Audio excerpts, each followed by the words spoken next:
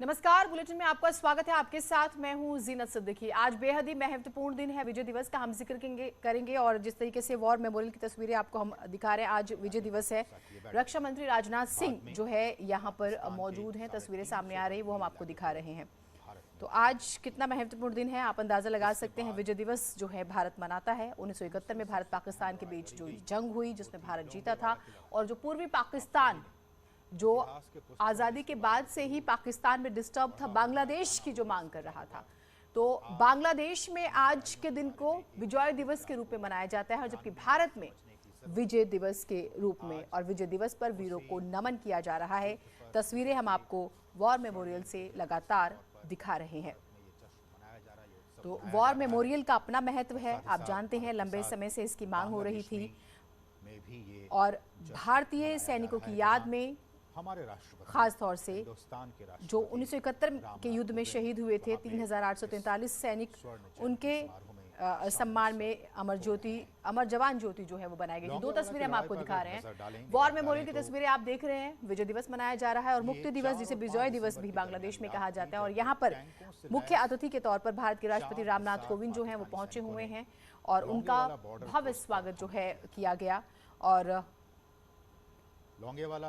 पश्चिमी सीमा पर उन्होंने देखिए शेख हसीना बांग्लादेश की प्रधानमंत्री, और बड़े दिलचस्प ये जंग थी, बेहद ही महत्वपूर्ण। हालांकि हमने अपने बहुत सारे जवान खोए थे, लेकिन पाकिस्तान अपने आज़ादी पाकिस्तान के निर्माण का जब हम जिक्र करते हैं, उससे आप ये देखिए कि एक अलग मुल्क बन जाता है, इतनी ज़्यादा डिस्टर्बेंस होती है, और बांग्लादेश के रूप में जिसे हम जानते हैं। तो दो तस्वीरें हम आपको लगातार दिखा रहे हैं, और जब भी हम विजय दिवस का जिक्र करते हैं हमें हमारे वीर याद आते हैं। बंगाली अस्मिता और उसकी पहचान को लेकर पूर्वी पाकिस्तान में लंबे समय से जातीय संघर्ष जो है वो रहा, और भारत का बहुत बड़ा किरदार है। तस्वीरें वॉर मेमोरियल के हम आपको दिखा रहे हैं दिल्ली से, जो हमारे सामने आ रही हैं।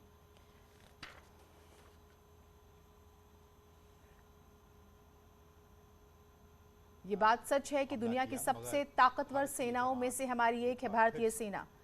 हमारे सैनिकों ने पहला वॉर अपने ऊपर लिया और चुनौतियों का जवाब दिया। प्रधानमंत्री ने एक बार अपनी सेनाओं का संबोधन करते हुए कहा था और तारीफ की थी उन्होंने। और आप जानते हैं कि वॉर मेमोरियल जो है वो भी एक लंबे इंतजार के बाद मिला। ये तस्वीरें हम आपको दिखा रहे हैं, विजय दिवस की तस्वीरें, यानी कि विजय दिवस जिस तरह से मनाया जा रहा है इस बार सेनाओं के। और एक तस्वीरें आ रही हैं पुष्कर सिंह धामी, मुख्यमंत्री उत्तराखंड, वो भी हम आपको दिखा रहे हैं। तस्वीरें हमने आपको ढाका से भी दिखाई। राष्ट्रपति रामनाथ कोविंद मुख्य अतिथि विजय दिवस के मौके पर, और बांग्लादेश की प्रधानमंत्री शेख हसीना को भी आपने देखा, और सैनिकों को याद किया जा रहा है। वॉर मेमोरियल हमें हमारे सैनिकों की याद दिलाते हैं जब हम हमारे देश के युद्धों का जिक्र करते हैं एक तरह से। और 16 दिसंबर 1971 ये वो ऐतिहासिक दिन था जब भारतीय सेना का दमखम देखा था पाकिस्तान ने।